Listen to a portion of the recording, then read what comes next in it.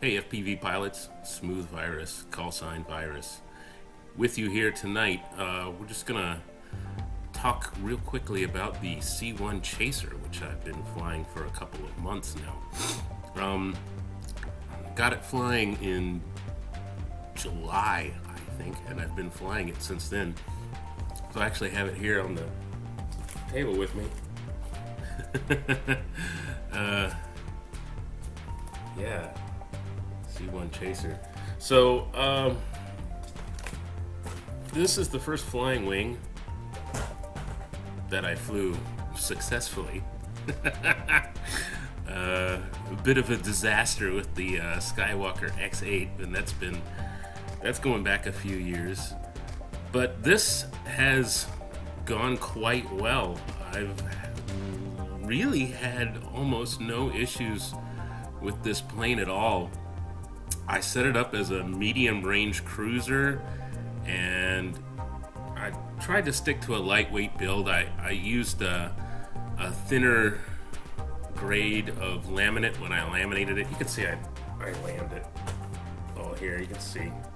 And I'm not the world's greatest laminator, but I did okay, I think. I'm not trying to enter any contests for laminating, but to be honest, it's hard to find any flaws with it. I've had like no major issues at all. The worst thing that happened was when it got shipped to me from China, the wings were a little bit bent up when I took it out of the box, and all I had to do was bend them back. So no problems there.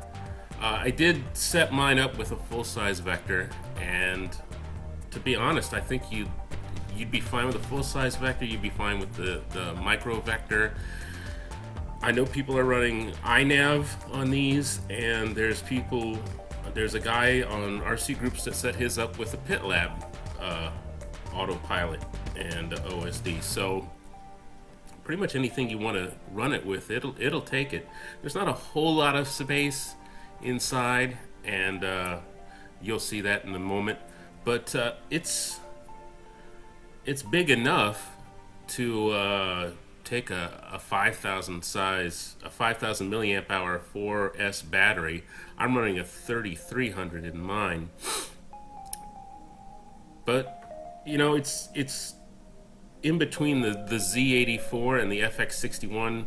But I can just throw this in the backseat of my car or in my trunk and drive around with it, and there's nothing to put together. I just pop a battery in it at the field and go fly. So when I flew it for the first time, I took it up and I trimmed it while flying FPV. So we had it running on the big screen, so I didn't even use goggles, which made it even easier. And honestly, I trimmed it out and it just locked in. And you can let go of the sticks while it's in flight in cruise, and it just flies itself with no stabilization at all.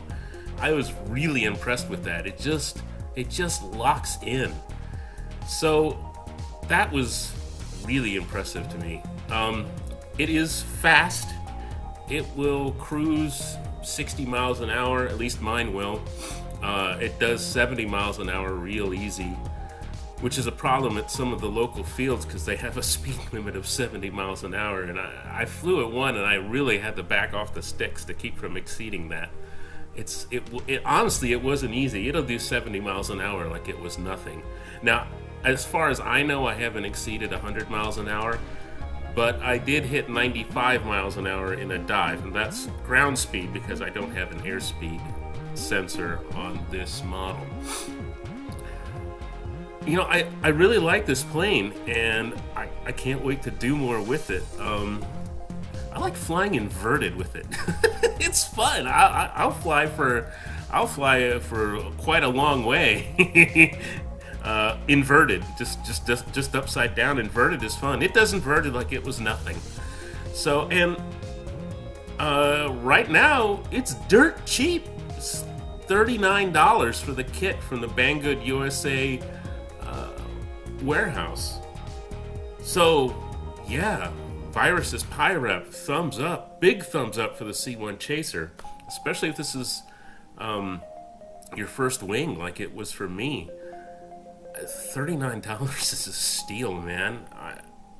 I'm seriously considering getting a second one just for spare parts, although I am thinking about some other models, so that might eat into the budget for there's one more plane that I want now that I lost my my mini Talon, but we can go into that in one of the vlogs since this is a review. So anyway, yeah, this is definitely a recommended plane. It's not difficult to fly. I wouldn't say it's for a beginner, but if you're intermediate and you want to get into the wing, into some flying wings and get a little more speed and maybe fly through some tree gaps, C1 Chaser is an excellent choice. All right, guys, you have a good one, and we'll see you soon.